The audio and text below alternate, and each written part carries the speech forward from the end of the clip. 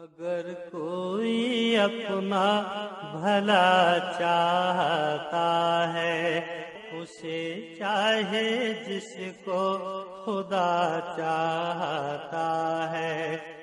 अऊज़ु बिल्लाहि मिनश्शैतानिर्रजीम बिस्मिल्लाहिर्रहमानिर्रहीम। रोज़ों से मुताल्लिक़ा मसाइल आपकी खिदमत में बयान किए जा रहे हैं। पिछले बयान में, पिछले प्रोग्राम में हमने उन आज़ार का ज़िक्र किया था जिन आज़ार की बिना पर, उज़रों की बिना पर या वजूहात की बिना पर रोज़ा छोड़ने की इजाज़त होती है। जो लोग किसी उज़र की वजह से रोज़ा नहीं रख सकते उन्हें शरअन माज़ूर कहा जाता है। एक हमारे उर्फ़ में माज़ूर इस्तेमाल होता है इपाहज के लिए, लेकिन शरई लिहाज से किसी को अगर कोई उज़र लाहिक हो जाए तो हम उसे माज़ूर कहते हैं, और जब शरीयत उन्हें माज़ूर करार दे तो उन्हें शरई माज़ूर कहा जाता है। तो जो कोई शरई माज़ूर हैं, जैसे हामिला औरत हैं या दूध पिलाने वाली हैं या मरीज़ है, ये शरई माज़ूर होते हैं। ये अगर रोज़ा नहीं रख सके, मिसाल के तौर पर रमज़ान का, अपने आज़ार की बिना पर, तो अब इन्हें अपने इन रोज़ों की क़ज़ा रखनी होगी। और अगर ये क़ज़ा नहीं रख सकते तो फ़िदिये की सूरत होती है। अब इनकी क़ज़ा और फ़िदिया क्या होगा, किस तरह अदा करना होगा, ये इंशाअल्लाह मसाइल आज के प्रोग्राम में आपकी खिदमत में अर्ज़ किए जाएंगे। याद रखिए कि जिन ख़वातीन व हज़रात ने रमज़ान के रोज़े किसी उज़र की बिना पर छोड़े तो ये बाकी दिनों में इनको पूरा करेंगे। जैसे आयत करीमा आपको सुनाई थी कि फ़मन काना मिनकुम मरीदन औ अला सफ़रिन फ़इद्दतुम मिन अय्यामिन उख़र, कि फिर तुम में से जो कोई मरीज़ हो या सफ़र पर हो तो दूसरे दिनों में गिनती पूरी करना उस पर लाजिम होता है। लिहाजा दूसरे दिनों में अब गिनती पूरी करेंगे, अब उसमें तरतीब लाजिम नहीं है। यानी ऐसा नहीं है कि जैसी है अब ये रोज़े रखें तो पहले फ़र्ज़ रोज़े रखेंगे, इसके बाद नवाफिल की इजाज़त हो सकती है, पहले नवाफिल अदा नहीं कर सकते, ऐसा नहीं है। अगर चाहें तो बीच में नफली रोज़े रख लें अपने पहले, इसके बाद पूरी ज़िंदगी अब इसका वक्त है कि ये इन रोज़ों की क़ज़ा अदा कर सकते हैं। लेकिन अफजल और औला सूरत ये होती है कि अगला रमज़ान आने से पहले पहले कोशिश करें कि इन रोज़ों की क़ज़ा पूरी कर ली जाए जो साबिक़ा रमज़ान में उज़र की वजह से छूट गए थे। तो एक तो मसला ये है कि तरतीब ज़रूरी नहीं है, पहले नफल रख के भी बाद में क़ज़ा रख सकते हैं। दूसरा ये कि रमज़ान से पहले पहले ख़त्म करना अफजल और औला होता है। एक मसला ये होता है कि मसलन किसी ने क़ज़ा रोज़े रखना शुरू किए गैप के साथ, मसलन एक महीने में एक रखा, दूसरे महीने में दूसरा, फिर तीसरा, फिर चौथा, हत्ता कि अगला रमज़ान आ गया। तो अब ऐसा नहीं होगा कि हम पहले पिछली क़ज़ा अदा करें फिर रमज़ान के रोज़े रखें, बल्कि अब उस क़ज़ा रोज़ों की अदायगी में हम रुकावट हो जाएगी, रुक जाएंगे और मौजूदा रमज़ान के रोज़े रखेंगे। बिल फ़र्ज़ अगर रमज़ान अगला वाला शुरू हुआ और किसी ने उस रमज़ान के रोज़े की नियत नहीं की बल्कि साबिक़ा रमज़ान के क़ज़ा रोज़े की नियत कर ली, तब भी उसका ये इसी रमज़ान का अदा रोज़ा होगा, क़ज़ा रोज़ा नहीं हो सकता। यानी क़ज़ा रोज़े की अदायगी इस रमज़ान में अगले रमज़ान में नहीं हो सकती है। लिहाजा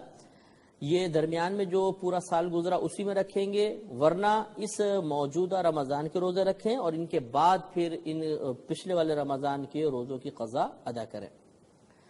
ये भी याद रखें कि अगर बिलफर्ज कोई शख्स रोज़े रख रहा था क़ज़ा रोज़े, हत्ता कि उसकी मौत का वक्त आ गया और वो ये देखता है कि उस पर साबिक़ा ज़िंदगी के कुछ क़ज़ा रोज़े अभी भी बाकी हैं, तो इस पर वाजिब है कि अपने घर वालों को वसीयत कर जाए। यानी यूँ कह दे कि भाई मेरे कुछ रोज़े रह गए, मसलन 50 रोज़े हैं, 60 रोज़े हैं, 10 रोज़े हैं, 20 रोज़े हैं, तो तुम इसका फ़िदिया अदा कर देना।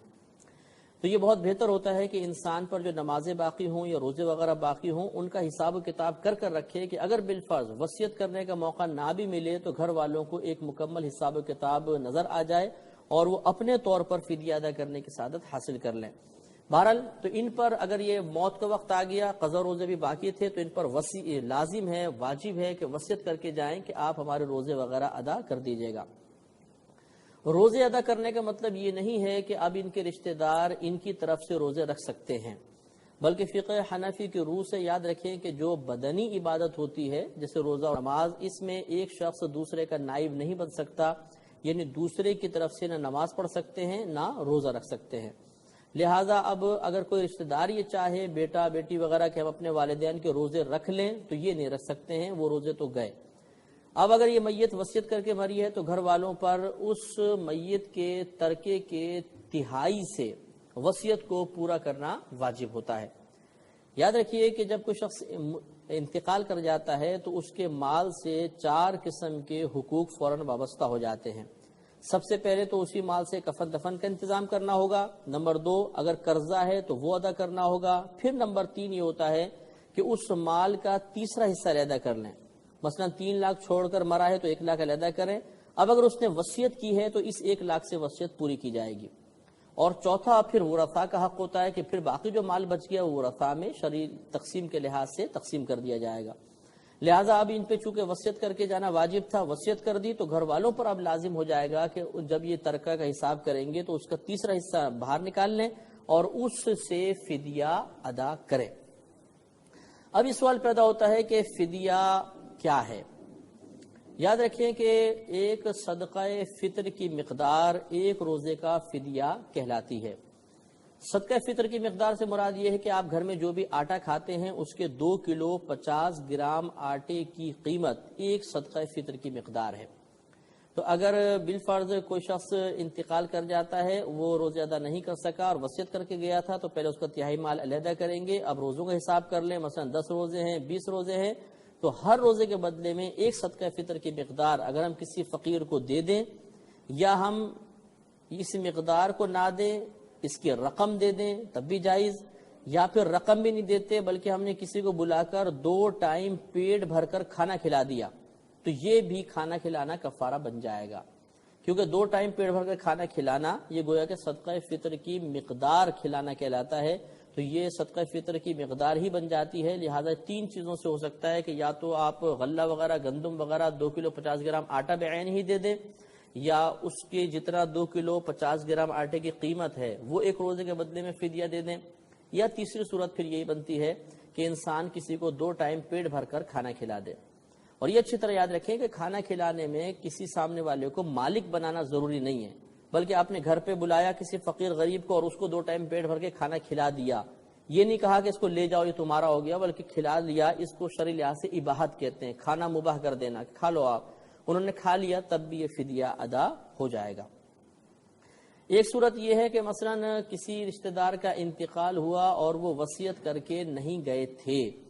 ایسی صورت میں اب گھر والوں پر واجب تو نہیں ہے کہ تہائی مال سے ان کی وصیت پوری کریں، لیکن یہ سعادت کی بات ہے کہ اپنے والدین کو، اپنے رشتہ دار کو اللہ تبارک و تعالیٰ کی گرفت سے بچانے کے لیے اور میدان محشر میں ان کی عزت کے لیے اور کامیابی کے لیے اپنے پاس سے فدیہ ادا کر دیں، تو یہ بہت اچھے احسان کی صورت ہوگی اور اللہ تبارک و تعالیٰ اس کا بہترین اجر عطا فرمائے گا۔ ایک ہم نے پیچھے مرض بیان کیا تھا، عذر بیان کیا تھا، بڑھاپا۔ بڑھاپے سے مراد کیا ہے، اس کے مسائل، اور یہ چونکہ اس میں کئی مسائل تھے اس لیے میں نے اس کو علیحدہ رکھا ہے کہ اگر کوئی بوڑھا شخص ہے اور اس کا بڑھاپا ایسا ہے کہ اگر وہ روزہ رکھے گا تو شدید اذیت و تکلیف میں مبتلا ہو جائے گا اور اس شخص کے اب مزید ضعف سے باہر آنے کی کوئی امید نہیں ہے، کمزور سے کمزور تر ہوتا چلا جا رہا ہے، تو ایسے بوڑھے کو شریعت میں شیخ فانی کہتے ہیں۔ شیخ کہتے ہیں بوڑھے کو، اور فانی مانے جو بالکل فنا کے قریب ہوتا ہے، تو شیخ فانی کہتے ہیں۔ ان کے لیے اجازت ہوتی ہے کہ یہ روزہ نہ رکھیں۔ اب یاد رکھیں کہ پچھلے جتنے ہم نے عذر بیان کیے، جتنے معذورین بیان کیے، ان سب کے لیے لازم ہے کہ زندگی میں روزہ رکھیں گے، موقع نہ ملے تو پھر مرنے کے بعد وہ مرنے کے وقت وصیت کر جائیں گے اور فدیے سے ان کا کام ہو جائے گا۔ شیخ فانی کو یہ اجازت ہوتی ہے کہ اگر یہ زندگی میں روزے نہیں رکھ سکتا اور آئندہ بھی صحت کی بالکل امید نہیں ہے، یہ لازم ہے، تو اب ان کے لیے اجازت ہے کہ یہ اپنی زندگی میں ہی روزوں کے تمام فدیے وغیرہ ادا کر دیں، تو انشاءاللہ وہ روزے ادا ہو جائیں گے۔ ہاں، اب اس سے یہ دیکھیں مسئلہ سمجھ میں آ گیا کہ اگر ایک شیخ فانی ہے، وہ یہ دیکھتا ہے کہ گرمیوں میں روزے آئے، وہ روزہ رکھے گا تو ہلاک ہو جائے گا، کمزوری زیادہ ہے، لیکن اگر سردیوں میں روزہ رکھتا ہے تو پھر یہ کہ وہ آرام سے روزے رکھ سکتا ہے، تو ایسی صورت میں اس کو حکم ہوگا کہ اب وہ فدیہ ادا نہیں کر سکتا، بلکہ سردیوں میں روزہ چھوڑ دے اور گرمیوں میں پورے 30 روزے رکھے، یا قضا وغیرہ سردیوں میں ادا کر لے۔ تو یعنی اگر گرمیوں کا روزہ لمبا روزے ہوتے ہیں تو سردیوں میں وہ رکھے گا، کیونکہ اگر ہمت ہے تو پھر رکھنا ہی پڑے گا، پھر فدیہ کافی نہیں ہے، اور اگر رکھنے کی بالکل ہمت نہیں ہے، نہ آئندہ صحت کی امید ہے، تو پھر فدیہ کام کر جائے گا، زندگی میں یہ فدیہ ادا کر سکتے ہیں۔ ایک مسئلہ یہ بھی یاد رکھیں کہ مثال کے طور پر شیخ فانی نے محسوس کیا کہ میں اب کبھی صحت مند نہیں ہو سکتا، مرض بڑھتا جا رہا ہے، مطلب بڑھاپا بڑھتا جا رہا ہے اور دیگر امراض بھی ساتھ میں ہیں، اور انہوں نے اپنے روزوں کا فدیہ ادا کر دیا. لیکن ادائیگی کے بعد پھر اللہ تبارک و تعالیٰ کی کرم نوازی سے ان کو صحت ملنا شروع ہو گئی، جسم میں طاقت آ گئی اور وہ روزہ رکھنے کے قابل ہو گئے. ایسی صورت میں جو انہوں نے پچھلی زندگی میں فدیہ ادا کیے تھے وہ فدیہ تمام کے تمام نفل بن جائیں گے، وہ روزوں کا کفارہ نہیں بنیں گے. لہذا اب انہیں پچھلے روزوں کی قضا ادا کرنی ہوگی. جن کا فدیہ دے دیا وہ بھی قضا ادا کرنی ہوگی. فدیہ ان کے لیے باعث ثواب ہوگا کہ وہ صدقہ ہو گیا، نفل بن گیا، لیکن ان کو اب روزے رکھنے پڑیں گے. یہ ایک مسئلہ یاد رکھیں کہ اگر آپ کوئی بھی چاہے بوڑھا شخص ہو، شیخ فانی ہو یا دیگر معذورین ہو، اگر وہ فدیہ ادا کرنا چاہیں تو اب ایسا نہیں ہے کہ ایک ایک دن کا فدیہ ادا کریں، پہلے ایک دن کر دیں، پھر دوسرے دن کا، تیسرے روزے کا، نہیں، بلکہ پورے رمضان کا اگر ایک ساتھ یا 10 12 20 روزوں کا ایک ساتھ وہ فدیہ ادا کرنا چاہتے ہیں تب بھی کر سکتے ہیں. مثال کے طور پر 10 مسکینوں کو بٹھایا، انہیں 2 ٹائم پیٹ بھر کے کھانا کھلا دیا تو 10 روزوں کا فدیہ ہو جائے گا. یا 30 روزوں کے جو فدیہ بنتا ہے فی روزہ 2 کلو 50 گرام آٹے کی قیمت، جو تقریباً اس دور میں عموماً 25 سے 30 روپے بن جاتی ہے، تو مثال کے طور پر پورے 30 روزوں کے انہوں نے اماؤنٹ نکالا اور جتنا تھا ایک ساتھ کسی فقیر کو دے دیا تو پورے 30 روزوں کا فدیہ ادا ہو جائے گا. آخر میں یہ مسئلہ عرض کر دیتا ہوں کہ بعض ہماری بہنیں یہ سوال کرتی ہیں کہ اگر شوہر رمضان کے روزہ رکھنے سے منع کرے تو کیا یہ عذر بن سکتا ہے کہ نہیں، اور روزہ چھوڑنے کی اجازت ہوگی یا نہیں ہوگی. تو یاد رکھیں کہ شوہر کی اطاعت اسی صورت میں کی جائے گی جب اس کا حکم اللہ تبارک و تعالیٰ اور اس کے رسول کریم صلی اللہ علیہ وسلم کے حکم کے خلاف نہ ہو. اگر ان کے خلاف ہوگا تو اللہ اور اس کے رسول کے حکم کو فوقیت ہوگی اور شوہر کا کہنا نہیں مانا جائے گا. لہذا فرض روزوں میں اگر شوہر حکم دے گا تو عورت بالکل اطاعت نہ کرے بلکہ وہ روزے رکھے گی. ہاں اگر ایسا ہے کہ نفل روزہ رکھنا چاہتی ہے تو نفل روزے میں اپنے شوہر کی اجازت لازم ہے، اور دوران روزہ بلکہ اگر شوہر یہ کہہ دے کہ روزہ توڑ دو تو ان پہ واجب ہے کہ روزہ توڑ دیں گی. اس صورت میں گناہگار نہیں ہوں گی، لیکن آئندہ زندگی میں انہیں قضا ادا کرنی ہوگی. تو یہ چند اعذار میں نے آپ کی خدمت میں عرض کیے ہیں کہ جن سے یہ معلوم ہوتا ہے کہ ہم روزہ چھوڑ سکتے ہیں، اور روزہ چھوڑیں گے تو قضا کا طریقہ اور فدیہ کا طریقہ بھی عرض کر دیا ہے. ایک آخری بات یہ سمجھ لیجئے کہ بعض اوقات ایسا ہوتا ہے کہ لڑکی روزہ رکھنا چاہتی ہے تو سوال کرتی ہیں کہ کیا ہمیں اپنے ماں باپ سے اجازت لینا ضروری ہے، یا بہن یہ سوال کرتی ہے کہ مجھے اپنے بھائی سے اجازت لینے کی ضرورت ہے کہ نہیں ہے. تو فرض میں تو کسی کی اجازت کی ضرورت نہیں ہے. باقی نفل کے اندر جو مسئلہ بھی بتایا کہ بیوی کو شوہر کی اجازت ضروری ہے، ورنہ جوان بالغ لڑکی ہے تو ماں باپ کی اجازت یا بہن کو بھائی کی اجازت نفل روزے کے لیے ضروری نہیں ہے. یہ رکھیں گے تو ان کا روزہ ادا ہو جائے گا. تو یہ چند چیزیں آپ کی خدمت میں عرض کر دی، ان کو آپ ذہن میں رکھیے گا، انشاءاللہ بہت ہی فائدہ ہوگا. اب ہم آپ کی خدمت میں روزہ توڑنے والی چیزوں کے بارے میں چند باتیں عرض کریں گے کہ کن چیزوں سے روزہ ٹوٹ جاتا ہے، اور ٹوٹنے کے بعد پھر کن چیزوں سے کفارہ لازم ہوگا اور کن صورتوں میں صرف قضا لازم ہوگی. تو اس میں تفصیل مختلف ہے. پہلے ایک بات یاد رکھیے گا کہ اگر کوئی شخص اعلانیہ کھاتا پیتا ہے، یعنی روزے رمضان چل رہے ہیں اور وہ سب کے سامنے کھارا پی رہا ہے، تو یہ بہت سخت گناہ ہوتا ہے اور شرعاً حکم ہوتا ہے کہ اس کو مطلب اگر حاکم اسلام ہو تو سزا بھی دی جائے گی، اور بلکہ بعض صورتوں میں تو فقہاء نے لکھا ہے کہ اس کو قتل کرنا بھی جائز ہے. تو اس لیے اگر روزہ ٹوٹ بھی جائے بالفرض کسی چیز کے ساتھ تو پھر اعلانیہ سب کے سامنے نہیں کھائیں گے، بلکہ گھر میں اگر روزہ ٹوٹ گیا تو بلکہ فقہاء نے فرمایا کہ مثل روزہ اس پورے دن کو گزارنا ضروری ہوتا ہے. ہاں اگر روزہ توڑا ہے اس وجہ سے یا ٹوٹ گیا اس وجہ سے کہ کوئی عذر لاحق ہو گیا تھا تو اب مطلب چھپ کر کھانے کی اجازت ہوتی ہے. بہرحال اس میں سب سے پہلے ایک مسئلہ آپ کو یاد رکھنا ہوگا کہ صرف روزہ توڑنے کی نیت کرنے سے روزہ نہیں ٹوٹتا. مثال کے طور پہ کسی نے دل میں سوچا کہ میں آج کا روزہ نہیں رکھ سکتا ہوں، بڑا سخت روزہ ہے، میں توڑ دیتا ہوں، تو صرف اس ارادے کی وجہ سے روزہ نہیں ٹوٹے گا جب تک کہ روزہ توڑنے والا کوئی عمل نہ کرے. لہٰذا کسی نے یہ ارادہ کیا کہ میں روزہ توڑ رہا ہوں، پختہ ارادہ کر لیا، مثلا پانی کی طرف ہاتھ بھی بڑھا دیا، پانی لے بھی لیا، پھر دل میں خیال آیا کہ نہیں چلے تھوڑی مشقت تو ہے، پورا کر ہی لیتا ہوں، پتہ نہیں یہ روزہ پھر بعد میں ملے نہ ملے، اور وہ رک گئے، تو اب گھبرانے کی ضرورت نہیں ہے کہ پختہ ارادہ کرنے کے بعد جب تک انسان عمل نہیں کرے گا تب تک اس کا روزہ نہیں ٹوٹے گا۔ اب یاد رکھیں کہ اس کے مسائل بہت کثیر ہیں کہ کن چیزوں سے روزہ ٹوٹتا ہے، کن چیزوں سے نہیں ٹوٹتا، لیکن ہم ان کو یاد کریں گے یا مسائل کو سمجھیں گے کچھ اصولوں کے ساتھ تاکہ ہر قسم کا مسئلہ حل کرنے میں آسانی رہے۔ تو یاد رکھیے کہ روزہ توڑنے کے 3 اسباب ہوتے ہیں، 3 سبب ہوتے ہیں۔ ایک تو ہوتا ہے انٹرکورس کرنا، جس کو مطلب یہ بیوی سے قربت کر لینا مثال کے طور پر، یا قربت کے علاوہ کسی بھی ذریعے سے انسان کے بدن سے مطلب اس پہ غسل کا واجب ہو جانا، لیکن اس کی صورتیں میں آپ کو بتاؤں گا۔ ایک سبب بہرحال یہ ہو سکتا ہے کہ زوجہ سے قربت یا غسل کا واجب ہو جانا۔ دوسرا ہوتا ہے جسم کے سوراخوں کے ذریعے کسی چیز کو اندر لے جانا، جسم کے سوراخوں کے ذریعے۔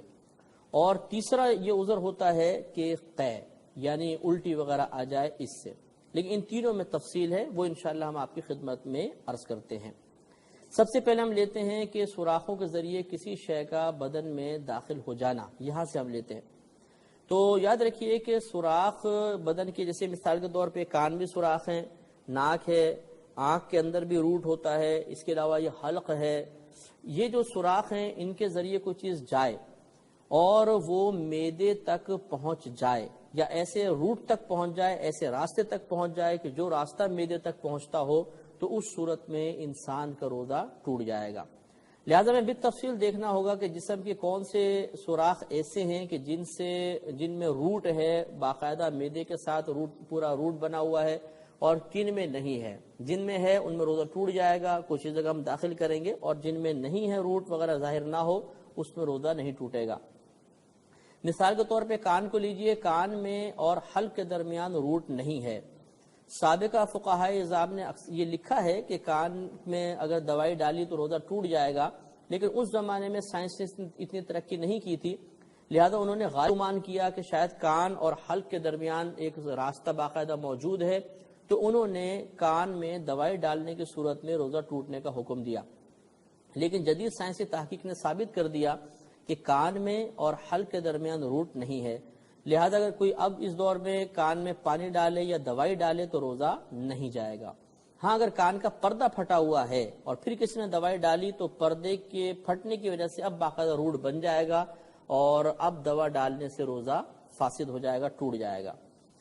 اسی طرح فقہائے اعظام نے آنکھ اور حلق کے درمیان یہ قیاس کیا تھا، گمان کیا تھا کہ شاید راستہ نہیں ہے، لہذا انہوں نے لکھا کہ اگر آنکھ میں دوا ڈالی تو اس سے روزہ نہیں جائے گا۔ لیکن جدید سائنسی تحقیق نے ثابت کر دیا کہ آنکھ میں اور حلق کے درمیان باقاعدہ ایک پیسیج ہے، ایک راستہ ہے، ایک روٹ موجود ہے، لہذا اگر کوئی آنکھ میں اس دور میں دوائی ڈالے گا جدید مسئلے کے مطابق اس کا روزہ ٹوٹ جائے گا۔ اب ایک سوال پیدا ہوتا ہے کہ کیا آنکھ میں سرما لگانے سے بھی ٹوٹ جائے گا کہ نہیں، کیونکہ اکثر ایسا ہوتا ہے کہ جب ہم سرما وغیرہ لگاتے ہیں جن کو عادت ہوتی ہے تو حلق میں مطلب کالا پن پہنچتا ہے، اگر باقاعدہ تھوکے تو اس میں وہ کالا پن نظر بھی آتا ہے، تو کیا اس سے روزہ ٹوٹ جائے گا کہ نہیں؟ تو قیاس تو یہ کہتا ہے کہ آنکھ اور حلق کے درمیان چونکہ روٹ ہے اور سرما بھی باقاعدہ ایک شے ہے جو آنکھ کے ذریعے حلق تک پہنچتی ہے، تو روزہ ٹوٹنا چاہیے، لیکن روزہ اس سے نہیں ٹوٹتا، کیونکہ نبی کریم صلی اللہ علیہ وسلم نے ایک صحابی کو حالت روزہ میں سرما لگانے کی اجازت مرحمت فرمائی تھی، ترمذی شریف کی روایت ہے۔ لہذا اس سے فقہائے اسلام نے بیان فرمایا کہ چونکہ سرمے کے بارے میں نبی کریم صلی اللہ علیہ وسلم کی اجازت باقاعدہ منقول ہو گئی ہے، لہذا سرمے کا استثناء ہوگا، یعنی اس کو ہم روزہ ٹوٹنے والے حکم سے خارج رکھیں گے۔ باقی جتنی صورتیں ہیں، آنکھ میں کوئی بھی دوائی ڈالی، کچھ اور چیز ڈالی جو سرمے کے علاوہ ہے اور وہ حلق تک پہنچ گئی اور پہنچی جاتی ہے عموماً، تو اس سے روزہ ٹوٹ جائے گا۔ اسی طریقے سے اب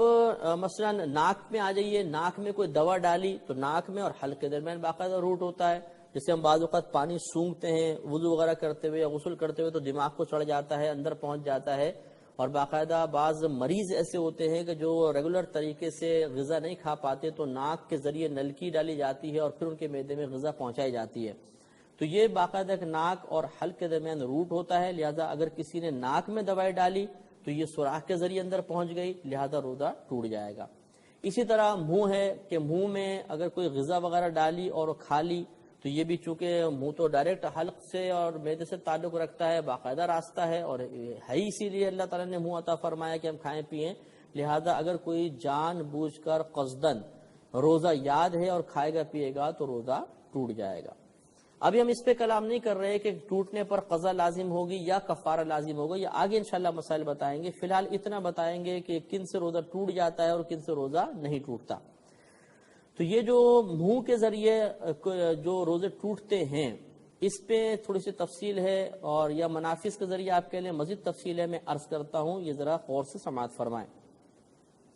ایک تو دیکھیں سوراخ کے ذریعے روزہ ٹوٹنے کی صورت آپ کو بتائی کہ ناک میں دوا وغیرہ ڈالی تو ٹوٹ جائے گا، دوسرا منہ میں کچھ کھایا اور حلق کے اندر سے اتر گیا تو روزہ ٹوٹے گا، تیسری اس میں مسئلہ یہ ہوتا ہے کہ مثال کے طور پر آپ نے کوئی چیز کھائی تھی، وہ داڑوں میں جمی ہوئی تھی حتیٰ کہ سحری کا وقت بند ہو گیا۔ مثال کے طور پہ آپ روٹی کھا رہے تھے کہ سحری اپنا ٹائم دیکھا، بالکل چند سیکنڈ رہ گئے تو آپ نے ہاتھ روک لیا اور کلی وغیرہ بھی کی، لیکن دانتوں میں یا داڑوں کے اندر کوئی غذا رہ گئی، اور پھر مطلب جب روزہ بند ہو گیا تو وہ تھوک کے ساتھ اندر پہنچ گئی، یا آپ نے کوئی مطلب ہڈی وغیرہ چبائی تھی یا بوٹی چبائی تھی، وہ دانتوں میں پھنسی ہوئی تھی اور وہ روزہ بند ہونے کے بعد وہ حلق سے نیچے اتر گئی، پیٹ میں چلی گئی، تو اس سے روزہ ٹوٹتا ہے یا نہیں؟ تو یاد رکھیں کہ اگر دانتوں میں کوئی چیز موجود ہو اور حالت روزہ میں انسان اس کو معدے میں اتار لے تو اب یہ دیکھا جائے گا کہ کیا وہ چیز چنے کے برابر تھی یا نہیں۔ اگر چنے کے برابر یا زیادہ تھی تو روزہ ٹوٹ جائے گا، اور اگر چنے کے دانے سے کم تھی، جیسے عموماً بوٹی کے ریشے ہوتے ہیں یا روٹی کے ذرے وغیرہ دانتوں میں جم جاتے ہیں، تو ان سے روزہ نہیں جایا کرتا۔ ایک صورت ہوتی ہے دھواں پہنچانے کی، کہ مثال کے طور پر آپ کہیں سے گزر رہے تھے، کوئی بس نے دھواں چھوڑا، وہ ناک کے ذریعے اندر چلا گیا، تو کیا اس سے روزہ ٹوٹتا ہے یا نہیں ٹوٹتا؟ تو اچھی طرح یاد رکھیں کہ بہرحال دھواں سوراخ کے ذریعے ہی اندر جا رہا ہے، حکم تو یہ تھا کہ منافذ کے ذریعے کوئی شے اندر جائے تو روزہ ٹوٹنا چاہیے، لیکن یہاں پر شریعت نے ایک قید لگائی ہے، اگر کسی نے جان بوجھ کر قصدن دھوئیں کو اپنے اندر تک پہنچایا تو اس کا روزہ ٹوٹے گا، اور جان بوجھ کر نہیں کیا تو روزہ نہیں جائے گا۔ اب مثال کے طور پہ اسے مسئلہ حل ہوا، کسی نے سگریٹ پی تو چونکہ جان بوجھ کے دھواں اندر پہنچانا ہے روزہ ٹوٹ جائے گا، حقہ پیا روزہ ٹوٹ جائے گا، سگار وغیرہ یوز کیا تو پھر بھی روزہ ٹوٹ جائے گا، چاہے وہ شخص یہ کہے کہ میں نے تھوڑا سا کش لیا تھا اور اندر نہیں لے کر گیا ہوں، دھواں میں فوراً باہر نکال دیا تھا۔ تو دھواں اتنی لطیف اور اتنی مطلب نرم شے ہے کہ یہ آپ تھوڑا سا بھی پیئیں گے تو فوراً اپنا روٹ بناتا چلا جاتا ہے اور آگے تک پہنچ جاتا ہے، تو یہ ضرور اندر اتر جائے گا چاہے ہمیں معلوم ہو یا نہ ہو۔ لہذا دھوئیں سے یعنی سگریٹ سے اور حقے سے کیونکہ جان بوجھ کے دھواں اندر پہنچانا ثابت ہو رہا، روزہ ٹوٹ جائے گا۔ اگر جان بوجھ کر پہنچانا نہ ہو تو پھر روزہ نہیں جائے گا۔ مثال کے طور پہ اگربتی سلگا دی، اب اس کا دھواں پورے کمرے میں پھیل رہا ہے اور صرف آدمی نارمل انداز میں بیٹھا ہوا ہے اور سانس لے رہا ہے اور وہ دھواں اندر باہر جا رہا ہے تو اس سے روزہ نہیں ٹوٹے گا۔ ہاں اگر اگربتی جلائی اور کسی نے جان بوجھ کے ناک قریب کر کے لمبا سونگا اور اب وہ دھواں اندر چلا گیا تو اب چونکہ قصدن دھوئیں کو کھینچ کے اندر لے جایا گیا ہے تو روزہ ٹوٹے گا۔ اسی سے یہ مسئلہ معلوم ہو گیا کہ آپ کہیں جا رہے تھے، بس نے دھواں چھوڑا اور سب وہ اندر حلق میں چلا گیا تو اس سے روزہ نہیں ٹوٹتا۔ یہی مسئلہ غبار وغیرہ کا ہوتا ہے کہ بعض اوقات ہم جا رہے ہوتے ہیں، اچانک تیز ہوا چلتی ہے اور بہت ساری مٹی آ کر حلق میں چلی جاتی ہے، منہ میں بھر جاتی ہے، ناک کے ذریعے اندر اتر جاتی ہے، تو کیا اس سے روزہ ٹوٹے گا؟ تو اس کو بھی دھوئیں پر قیاس ہم کریں گے کہ اس سے روزہ نہیں ٹوٹتا ہے جب تک کہ جان بوجھ کر ان میں سے کوئی چیز اندر نہ لے جائی جائے، اور جان بوجھ کے کون لے کر جائے گا؟ لیکن بہرحال اس مٹی وغیرہ سے دھوئیں سے یا مٹی سے جبکہ جان بوجھ کر نہیں لے جایا گیا، قصدن ایسا نہیں ہے تو روزہ نہیں جائے گا۔ بعد ہمارے بھائی سوال کرتے ہیں کہ کیا روزے میں پان یا تمباکو کھانا جائز ہے یا نہیں، جبکہ پیک اندر لے کر نہ جائیں، تھوکتے رہیں تو کیا جائز ہے؟ تو یاد رکھیں کہ جب انسان پان کھاتا ہے تو غیر محسوس طریقے سے آہستہ آہستہ اس کے اثرات حلق تک پہنچ جاتے ہیں۔ منہ میں پان ہے تو آہستہ آہستہ ذرات جو ہیں حلق تک پہنچ جاتے ہیں، اسی وجہ سے حلق میں جو پان کھاتے ہیں ان کو معلوم ہوگا کہ ذرا کھانسی سی آتی ہے یا مطلب وہ محسوس کرتے ہیں کہ حلق میں کوئی چھالیاں وغیرہ پہنچ رہی ہے، تو لہٰذا فقہا نے فرمایا کہ اگر کوئی پان حالت روزہ میں پان وغیرہ کھائے تو اس کا روزہ ٹوٹنے کا حکم ہوگا، اگرچہ وہ سمجھتا ہے کہ کوئی ذرات وغیرہ حلق میں نہیں پہنچے، کیونکہ اس کے ذرات آہستہ آہستہ حلق تک ضرور پہنچ جاتے ہیں۔ یہی تمباکو کا مسئلہ ہے۔ بعض لوگ سوال کرتے ہیں کہ کیا حالت روزہ میں ٹوتھ پیسٹ اور منجن وغیرہ کر سکتے ہیں کہ نہیں کر سکتے؟ اب چونکہ ہمارے پروگرام کا وقت کم ہے، اس لیے انشاءاللہ اس پر ہم اگلے پروگرام میں کلام کریں گے اور آپ کو مسئلہ بتائیں گے۔ اگلے پروگرام تک کے لیے اجازت، مرحمت فرمائیں۔ وآخر دعوانا ان الحمدللہ رب العالمین۔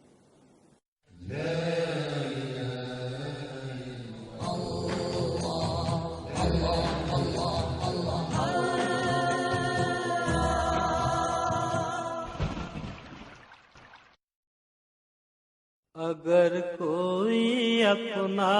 بھلا چاہتا ہے، اسے چاہے جس کو خدا چاہتا ہے۔ اعوذ باللہ من الشیطان الرجیم، بسم اللہ الرحمن الرحیم۔